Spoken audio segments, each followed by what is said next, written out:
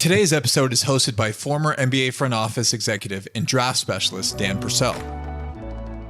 And what I want is your viewpoint. If I'm teaching people about player evaluation, the whole point of this is to do, and it's to find yourself and find your voice and find where your strengths and weaknesses are, and where that comes from is in your analysis.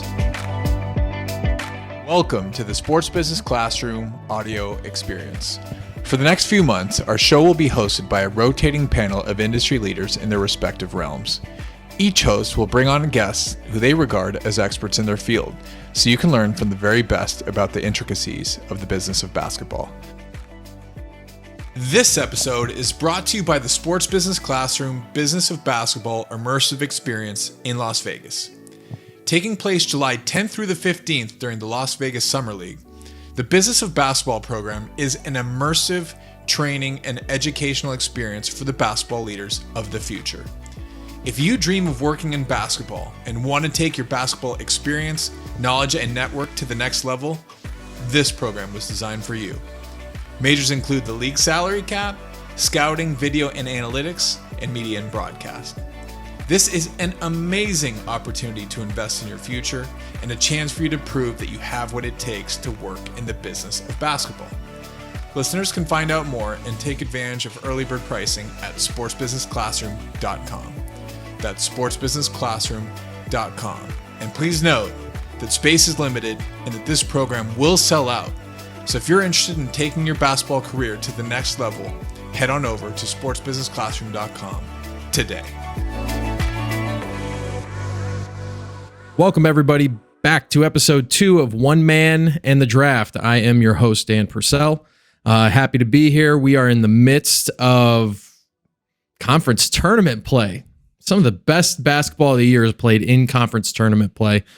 If you love basketball in general, you're going to love conference play just inherently. The excitement, the single elimination, the teams that are matched really evenly, and maybe sometimes you get something like UConn did back in the day with Kemba Walker and win 5 in a row and win the conference title outright. So you have a lot of different, lot of different players, a lot of different areas to cover in a short amount of time, relatively 2 weeks. And since we're right in the middle of it, and we're at the point right now where we're kind of looking at it as we have the smaller conferences mostly out of the way, if not in progress. And then we have the Power 5 conferences starting to move forward this week. As we talked about last week, conference tournament time is a big time because you get a lot of basketball in a little bit of time. And we talked kind of a little bit about the structure that goes into how do we get people to places. And of course, there's 10 different ways to, choose this. And sometimes, you may have a team that is slotted out of the lottery, and then all of a sudden their best player goes down for the rest of the season, and now they're looking at maybe they could possibly a 10 or 11 spot in the lottery. So you see a lot of this last minute mixing and seeing where people are going, where they're not going, and it's always interesting to look at other teams' programs and where they're at in terms of your competition in the NBA and saying what do they need, what are their needs. So today I'm going to talk a little bit about kind of the process, more process, and kind of hammer home more PPA for you guys. Of course, it's player, person, and analysis. I'll kind of talk about my draft philosophy and how I see some of the things that I argue with myself about before I would even bring it to anybody would be some items that we're going to cover. We're also going to look at actual conference tournaments, tell you what games that I'm looking forward to, and hopefully we can hear it from you about what games you've watched or maybe players you've seen, and maybe we can leave them in the comments on on Twitter or Instagram or whatever that is, wherever your medium is to find us. And would absolutely love to hear what you guys think and comment. And usually I'm up and at 'em on Twitter and ready to talk shop with everybody. So everybody has an opinion, but not everybody has an educated opinion. I think that's super important to be educated and have some sort of view on what is and what isn't reality when it comes to players and your situation. Of course, if we go back into last week, we talked about how do we analyze ourselves? How do we see ourselves moving forward? Where are we generally slotted right now? Because post All-Star break, we should have a really good idea of where our team is going to pick or arrange, at least, to give us an option that we can say, hey, we're looking at this range and these are the guys that fall in our range. Also, mock drafts are really starting to pop up, which is great because it gives you kind of gives you an idea. Now, I read some of these mock drafts, I'll be honest with you, and I just shake my head and I go, okay, cool. I respect your opinion. And that's part of the process, is understanding that other people see things differently, and that's not always a bad thing. It's actually mostly a good thing. If you've ever heard me speak or talk about communication in general, it's always usually very positive to hear other viewpoints and see where other people are coming from and where their data points are.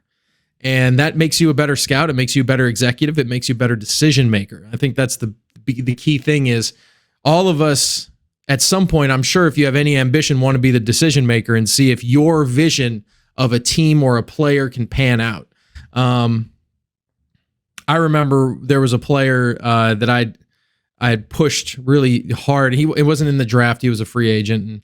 And I said, this guy, former first round pick, great guy, don't have any issues. For some reason, he's being shipped off to the gulags of Russia. And I remember talking to some of the decision makers and saying, this is a guy we might as well. What do we have to lose? Minimum guy? I mean, it's minimal risk. But then I also had to make sure that I backed it up with, well, this is what he's doing over here. This is how he's playing now. This is his situation. There's a lot of background that has to come into this.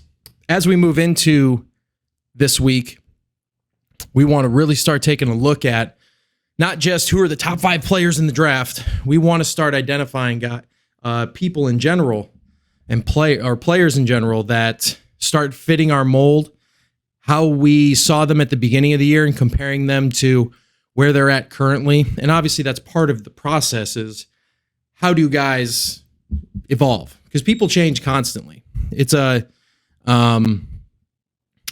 guess the one thing that, well, not one thing, but one of many things I should say that I learned from some really smart people was that it's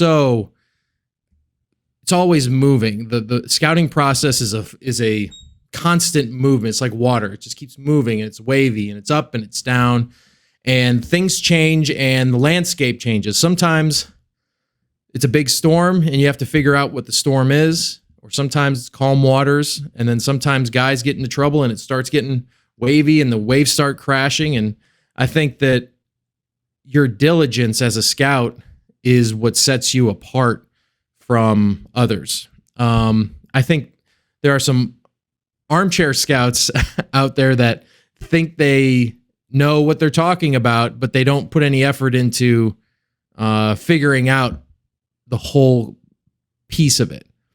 And I think that's what the really good scouts I learned from, guys who were player evaluators. They weren't scouts. They were player evaluators. And they did a really good job of finding out every aspect of the person without having analysis paralysis.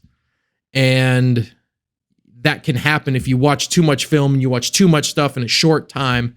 And I think that's the beauty of evaluation, is it's a process over time, and you have to love it and you have to want it. And I'll be honest with you, I love it. I think it's so interesting and so cool to see a player. Maybe you saw him at 16, 17, and you see his progression with his body, the decisions he makes daily, they compound over time. And if you're a prospect listening to this, those things count. And I know when no one's looking and no one's there, and you're in the gym or you're in the weight room or you're running or you're doing footwork drills or eating, whatever that is, every time you make a decision, it counts. And I think that's priceless, knowing that, having that knowledge.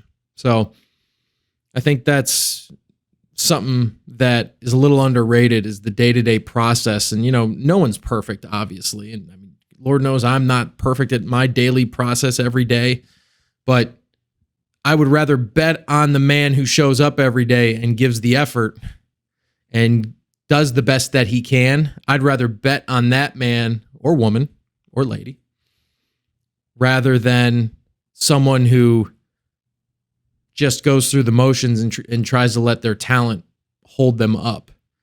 And I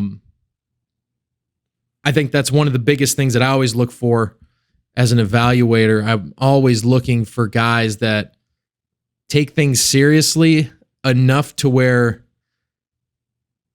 it's almost consuming them. And not so much it's all you do, you're here, there, and it's for show and none of that. It's more so your intent is to always be on it, always thinking, always trying, showing up, giving the effort, understanding where you're going, where you want to go anyways. And like I said, I would rather bet on the man or lady who shows up every day and gives me everything they have with a little bit of talent or, average talent rather than someone who has a monster amount of talent and doesn't show up at all or shows up and gives just the bare minimum, just enough to get by. They just come to practice.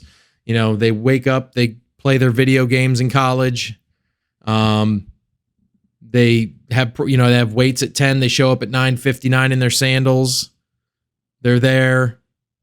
They go through the weights as, they just go through the weights. Whatever the coach tells them to do, they do. Okay, cool. I'll do this. As soon as that timer is up, they leave. They go back to their video games, back to their room, back to their girlfriends, whatever that is. And there's nothing wrong with the girlfriends and all that. Nothing at all.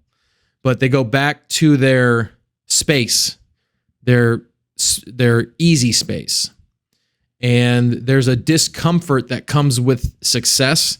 And if you're always comfortable, then you never get pushed. So if you're just doing the bare minimum and you're not pushing yourself, you're not pushing towards something, that's a part of the evaluation process that is not overlooked, because I think every team in the league or every European team too, like they're always looking at intel, type of people they are, what's their routines, how do they operate, who do they hang out with, teams know that. And I think it's super important to understand if you're a player and you're blessed enough to be at a Power 5 or you're blessed enough to be in Division 1 for that matter, or Division 2, Division 3 as well. I mean, if you're good enough, period. And you're blessed enough to have this opportunity, the work that you put in will show more than your stats. I mean, the stats are the stats, and yeah, you got to have them sometimes. You got to have stats to get recognized and all of that, but stats aren't everything. When you get up, I'll use the LeBron. I hate using, the elite, maybe the greatest player ever, but I mean, the dude's obviously a genetic freak, but he's also one of the hardest workers you'll meet. I don't think I've ever met anybody who's like, yeah, he's not taking care of his body today. He didn't lift today. He didn't feel like it. The only time I've ever heard of him not doing something like that is literally he's injured, or literally there is something beyond a circumstance of, that's normal that has come into play. And these guys, there's a lot of people in college in the G League that think they can be at that level, but they don't understand that the work that goes into that level. Kobe was like that. Obviously Kobe was. I mean, Kobe's a monster, but he's an anomaly. But Charles Barkley worked his butt off when he played. Shaq worked his butt off, in Orlando and LA. Like there's so many people that work so hard. I mean, I got to see Drew Holiday first, up close for years. And I can tell you that even though he's not maybe LeBron level, the guy worked at that level, and it shows. It shows every day. He was out there with Mike G, my guy Mike G, shout out. But they're out there every day working, and it's not always go 100%. It's flexibility, it's movements, it's core movements of your body, it's teaching your mind. I mean, there's so many things that go into it. And I think a lot of these guys, they don't understand how to work because of where they come from, whether that's, and I'm not talking about from a socioeconomic standpoint, I'm just talking from their families. Do their families work hard? Are they a family that takes care of their health? Are they, because you get certain traits from your parents or your grandparents or whoever that is. And, what are those traits? So a little background on how I think about all that. But But really, as we circle back to this, there's a certain type of professionalism that comes before you're a pro. That old adage of, either fake it till you make it, or practice like you, or what is it? You dress for the position you want, not the position you have. And it's along that mentality, that thinking. And there are guys out there that have that. And those are the types of people that I really like. I like relying on and putting my name behind and my voice into, because I think those are the people that you really, as a basketball team, you want around. It's easy to tell me that, Zion Williamson is good. It's easy to say Ja Morant is good. It's easy to say Luka is good. Those aren't hard. Those aren't the hard ones. The hard ones are the minutia that goes into it, and the types of people you're looking for that fit the people you have, but also what types of people are they in general, and the workers they are, and that's the background. And then how do they perform on the court? And it's a whole roundabout of things that we're going to be diving into, obviously, as we move forward. But that's my opening tangent for today. So let's segue here. I want to, for anybody that's watching instead of listening, I want to go into, sorry about that. I want to go here. Just a little reminder. My core, my core thing is I've kind of narrowed it down to this, is I call it PPA, call it player, person, and analysis.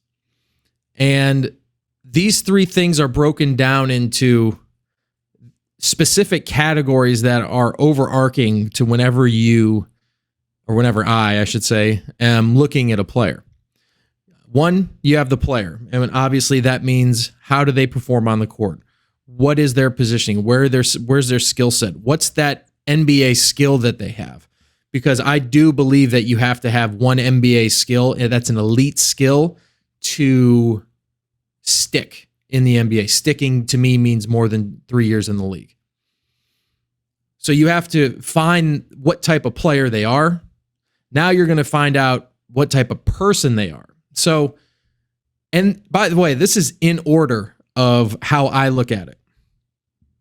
I love good people. I love having great people around me, people that uplift others, people that lead others, people that listen to others. Those people with those types of characteristics are always the ones that I gravitate towards. Also people with energy, that positive energy. And, when I started scouting, or when I started analyzing players, I went into it. I tried to approach it very humbly. I tried to say, this, more or less, I don't know what I'm doing. I'm going to approach it as that. I think I have some talent. I think I have a good eye. I don't have the experience, and this is, 14 years ago now, whatever it is, 13 years ago. I don't have the experience that these other guys do. So what do I have to do? I need to listen. I need to see. I need to ask questions, but I also need to develop my own system. And I did it quietly. I was the guy that stayed till 8 or 9 o'clock in the gym. My first probably 5 years, I was in there watching games, film. I'd be in there from about 8 a.m., 7:30 a.m., probably till about 9 p.m., 9:30 p.m. every night. Sometimes 11, 12, depended on the game, the time of the year. And I was putting that time in because I knew I needed reps. And the only way you get reps is by actually watching film and going to see games. I wasn't in a position to go to games yet. I hadn't earned that right. And I want to make sure I say that. When you're young in the NBA, you have to earn things. And it's not because it's some weird hierarchy. It's because the NBA is a high stakes game. The competition is the most fierce in the world. And you're going up against, you have to, KYP, know your personnel, right? If you're a player. Well, as a talent evaluator, you have to go against guys who've probably forgotten more basketball than you know. But then also some of them have played at the highest levels and know, intimately things that they see in a player. Also what they knew they like to play, who they like to play with, and would they rather play against. And so there's a learning curve, but also there's just really smart, and I think you guys hear me say this every single time, but there's just really smart people out there. I mean, there's, Harvard grads, MIT, Rice. I mean, you go through the top 100 schools and it's just filled. NBA employees you're just filled with front office people from those schools. So for me, I knew I had to develop my own system. I had to say something. I had to do something that would stand out. I don't know if I did a great job communicating it at the time. And so I kept it to myself mostly. And I developed this over time. And I had a couple people I leaned on when it came to process and understanding things. And some of the stuff that they taught me, I'm teaching you. And hopefully that you're able to take it and apply it to what you're doing. I'm not saying my way is the end all be all. I'm not saying that this is the right way and there's no other way. But what I am saying is that this has been what I'm going to show you is something it took me years to develop myself. And then along with taking ideas from other people who I viewed at the time were smarter than me, which they were. I mean, you have to humble yourself to understand you don't know everything. So person in that case, I'm using me as an example, by the way, because I want to show you how I approach players, kind of like how I approached myself. And when it comes to person, I said characteristics earlier, if you can remember. I was saying characteristics that I like to be around and things that I think are successful. And I also think they breed a really good environment. And so those characteristics are things that I tried to do myself to see if they worked, to see if they were received in terms of scouting. And over time, some failures, some successes, some were on point, some others weren't. And through that trial and error, I was able to find out the type of player that I would want through my own ideas of what success on a court looks like to the people that I was around and the people that I interacted with across the league, was able to ask them about their ideas and what they thought.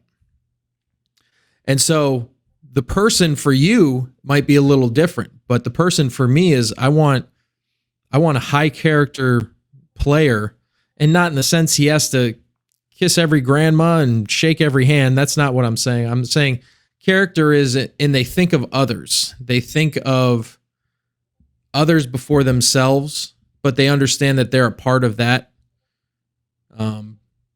That meaning the team, meaning the process, that they're a big part of that. I like people with high energy, not so much that they're, obviously you don't want somebody who's just go, because they're going to burn themselves out over an 82 games plus playoff season. You want somebody who has high energy and is able to sustain a level of energy that is above his peers. Also, I personally, this is just me. This is me talking to you. This isn't saying this is what you have to do, but I like people who communicate. And it's weird because I don't think I was very good at that for years. I don't think I was very good at communication for a long time. It took me a long time to understand how to communicate. And that tells me that if it took me a long time, well, then it should take somebody who's smarter than me, most likely a shorter amount of time. But you're still going to need the infrastructure to help that person. So I want a communicator. And then also I look at somebody who just has a joy for basketball. And I think that's one I didn't mention earlier I wanted to touch on. A joy for the game and a joy for people.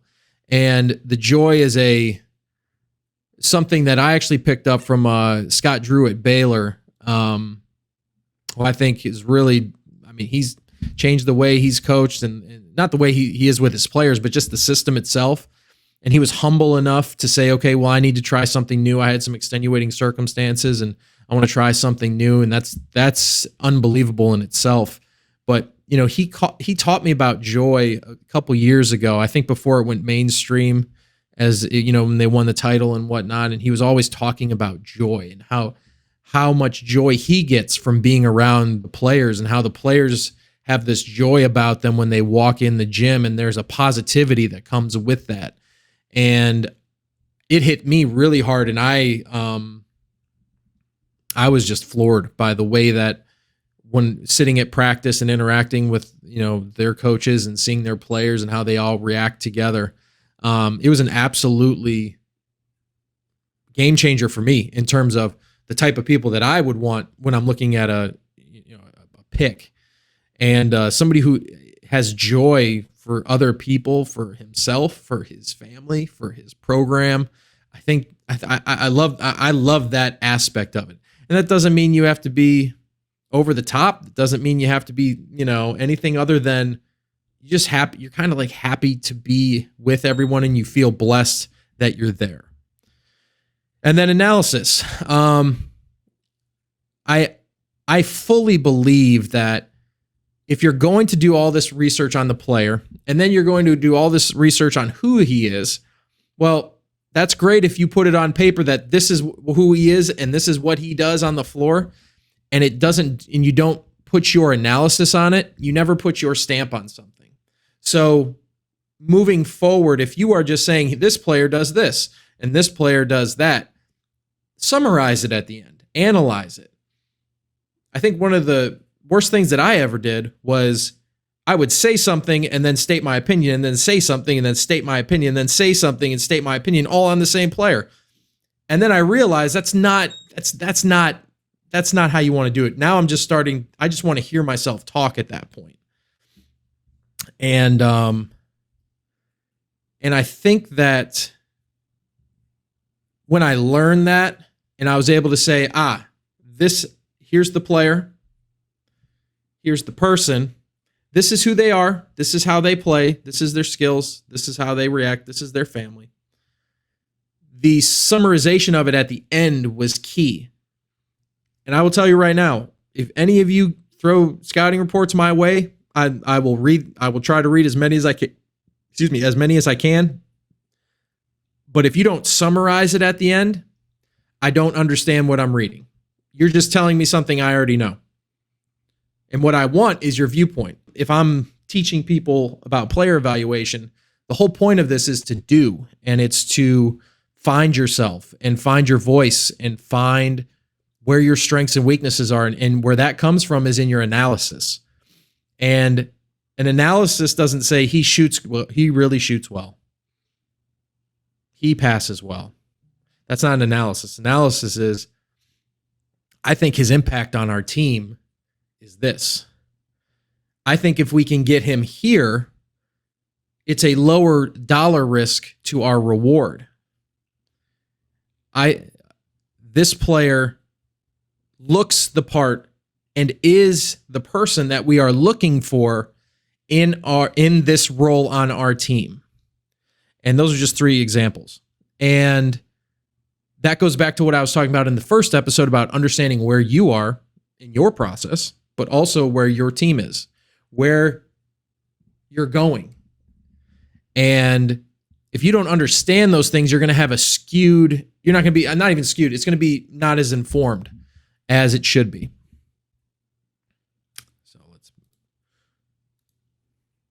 So now we're talking about the draft. I want to move, now that we've done the PPA and we're sitting in PPA and we understand what it is. I wanted to give some, not all, never going to give you all my stuff, but but I wanted to give you some ideas that I have for when the draft in this process, right? My core principles moving when I look at the draft and I say where I'm at and how am I going to actually decide on saying who I believe is the best fit ABC. So we talked about it last week, and I'll read it right off here. It's consider the trade value for future draft picks and establishing young or veteran players. You have to know what you're worth. You have to understand where you're at. If I know that I have 5 years of first rounders and I think we're going to be a good team, but I'm not sure, I think we're going to be 15, you know your value. You have to know where that value is. And it doesn't have to be the exact thing. It can be a range. And most teams, when you see the trades for lottery, for draft picks, they're lottery protected in some way. or they're 1 through 10, 1 through 3. There's a pretty concise way that teams decide, what they feel comfortable protecting. You see mostly lottery protected. You'll see top 10 protected, top 20 protected, things like that. There's a common thread of what the value is worth, and you just have to go back in time and do some homework. A lot of times when we're talking about player evaluation, I'm saying to everyone, talk to other people, see what their thoughts are. They could give you a point of view that is very different, but very accurate. And that comes into my principle of using internal tiebreakers, right? And when I say split on a pick, I'm not talking draft day, 11th hour, we're on the clock. That's not what I'm talking about. This is a process that goes through many, many different iterations. And one of those is we'll call it June 1st, when we're all sitting at a table, or we're all, zooming in, and we've done a compilation of everybody's top 60, top 75. There could be an internal tiebreaker on the 10th pick, and there's 5, we'll just use a round number. There's 10 people that are voting on this, and 5 of them say this guy and 5 of them say the other guy. And you develop these things called tiebreakers along the way. And those goalposts always move with your team. If you need shooting, then shooting is a more paramount tiebreaker. And if you need playmaking, maybe the playmaking is the tiebreaker. Or what if they're the same player at the same position and they have the same skill set? Now your tiebreaker may be who they are as people. How do they communicate? How do they play with their teammates? What kind of agent, who's their agent? What kind of family do they come from? Those internal tiebreakers, the goalposts are always moving on those. It's never really set. But it's good to develop them so that you know the situation ahead of time. So when the person making the decision on draft day, there's no worry. Draft day should be, to me, a time of pivoting, not deciding who you're taking. I think you should have an idea of the 3 people that you're going to take if they're in this order. But if you're way back in the draft, you have your draft board, stick to it. We've done all the homework, trust the system. So that's why I'm talking about internal tiebreakers as a big deal, because those internal tiebreakers can be the difference between you picking the guy that you have for 7 years or the guy you cut after 2 or trade after 3. That's how big those internal tiebreakers can be. Throughout the draft process, you're going to be looking at a lot of players. And at the beginning of a season, there's going to be players that aren't on your radar. And then at the end of the season, there's going to be guys you're like, whoa, how did we miss on him? Or how did we, do ABC? So one thing that I learned early on, and the mistake I made, and hopefully you don't make the same one, is I was always trying to be first on a guy. I was always trying to be first. And there's too many guys that fizzle out quick in terms of their draft stock, and maybe they get injured, things like that. And I was looking at it the wrong way. I was always trying to be first. And what I learned was that you don't have to be first, you just can't be last. That's the key to this. Don't be the last guy on the boat for guys. And that's like it took me about 3 years to I'm sure I annoyed some people. And it took me about 3 years to understand that. You can't be last. You just can't be last. I would rather be in the middle to the front of the pack rather than the end. And people are going, how did you not know about this guy? How'd you not know this? That's not what you want. And then, of course, majority of decisions should be complete at the end of the college season, meaning for me, I'm always torn. I'll be honest with you. Really, for me, my gut always wants to say at the end of conference tournaments, because the NCAA tournament, it's awesome. It is the best sporting event every single year. It's not even close. It's the best.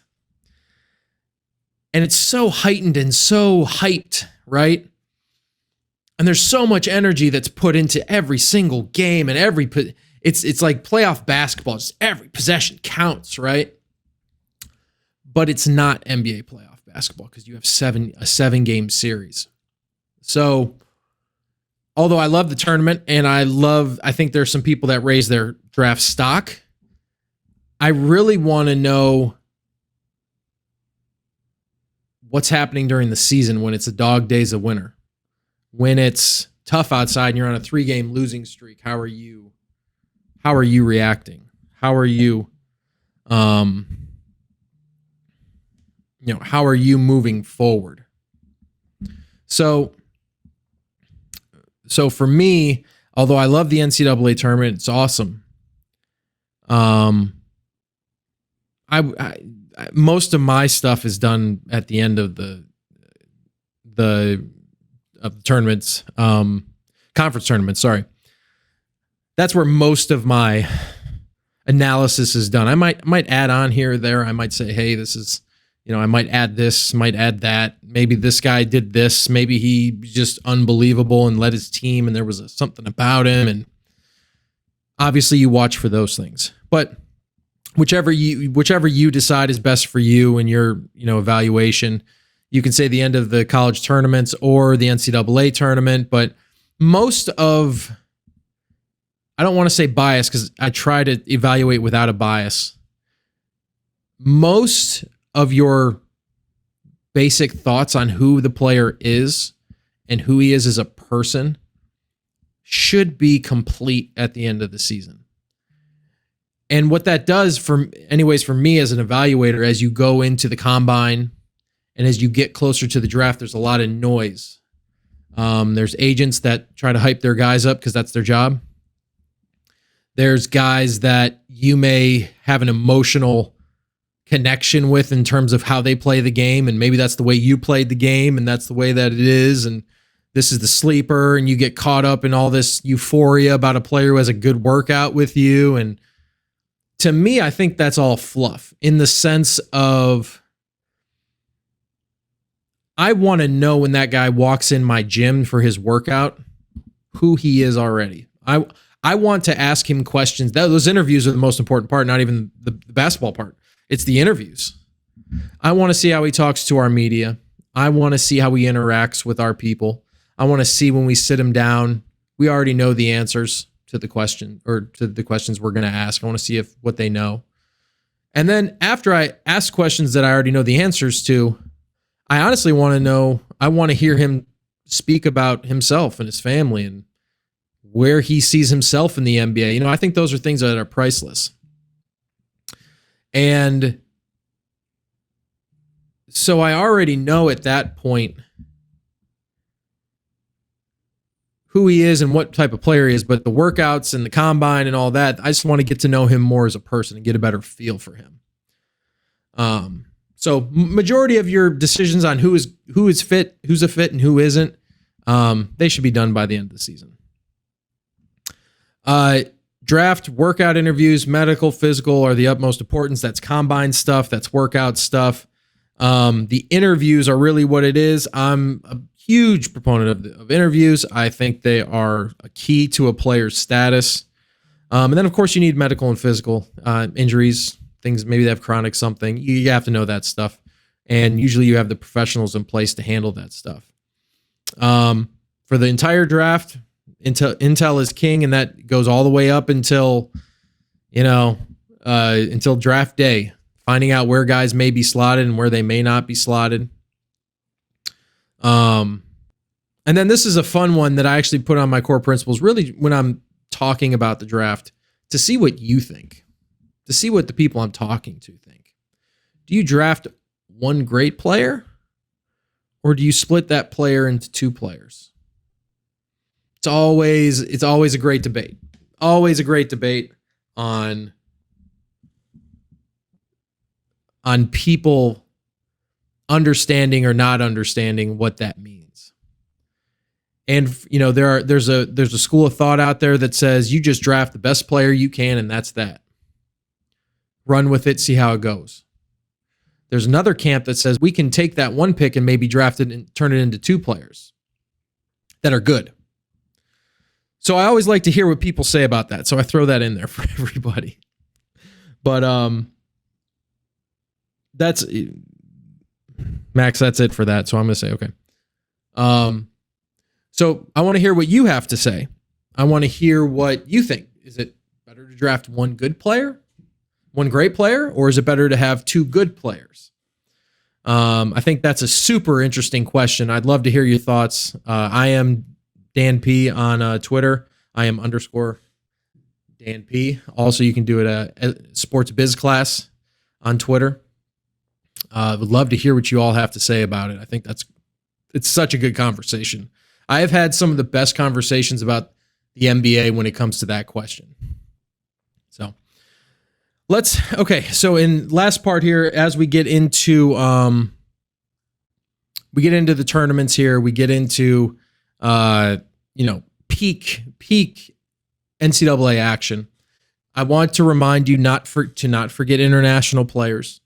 Do not forget G League players. I know I've been talking about college a lot because that's where the majority of the draft picks come from. I will cover the Ignite. I will cover international as we move forward and my thoughts on what I look for in that. But games that I'm looking forward to, and maybe these are some games that you're looking forward to as well. A guy who's been on my radar, and I'm still trying to put my finger on him, is AJ Griffin from Duke. I like him. I like what he brings. I think he has a pretty good form, pretty good follow, pretty good feet. I think he's strong as all heck. I think he is a extremely strong basketball player. I do worry, and this is, by the way, this is the part where we can kind of talk about players and you can see where I'm at with them. I don't know about where he fits. If you look at him and you don't see him play, he looks like Justice Winslow. Right? If you just look at him. And you watch him play, and he's a much better shooting Justice Winslow. He's a much better playmaker. And he has a skill set about him that is very, very, very good. I worry about the amount of reps he's gotten. I worry about, on an 82-game season, is his game easily figured out? And so I think this is going to be a very good test for him in the ACC tournament. He's going to play winner, Florida State, Syracuse. I'm not too worried about that. I'll watch that for sure. I want to actually watch him as we get into whether he's playing Wake Forest, Miami. I would actually like to see him against Wake because he cooked Wake earlier in the year. And he was really coming off screens well. He had his mid-range pull-up off that. I'd like to see him set guys up a little better on his screens. And defensively, I think he has a little ways to go, but he's solid. But I really want to see him once we get into Thursday, Friday, Saturday, if he's able to maintain the same amount of poise throughout those games, meaning that he's a very poised player. He doesn't seem to get too out of his rhythm. And I want to see if these defenses adjust to him now and try to get him out of his rhythm. He's a very strong guy, so it's hard to bump him. But something that I'd like to see him do is take a little more force. And of course, it's hard with the other draft picks he has there with him, obviously. And you're never going to get a full scale of who he is. But I think that's kind of who he is. And I know it sounds weird, but I actually think that's kind of who he is. I think he's a role player on a good team. I think he's your third option, maybe fourth, as of now. I'm seeing some places where he's top 5. I haven't made a decision yet. I'll be honest with you. And you know what? Sometimes it's okay to say you haven't made a decision yet, because that's what happens. Sometimes you don't make decisions. But that's one guy I'll be really watching for. Another guy I will be watching, because I'm still not sold on him, is Jalen Duren. He looks the part. He has good strength, good length. Everything is very set for him at that level.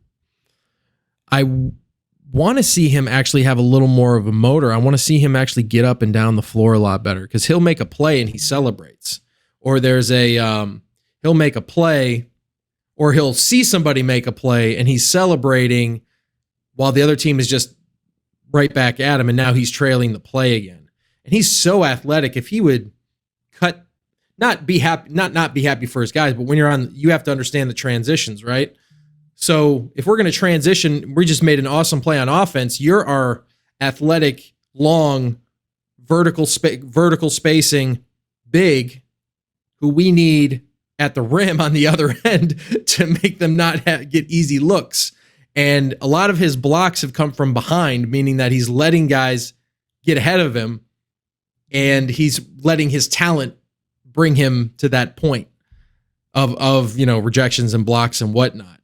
And I worry about that, because you're not going to be able to get that against, if you're a top 10 pick, like some people think he is, top 15, you're going to have to guard Giannis, and you're going to have to, this is a real thing. You have to guard Giannis. You got to guard guys who are big, strong, and fast, but their minds are right there in the game.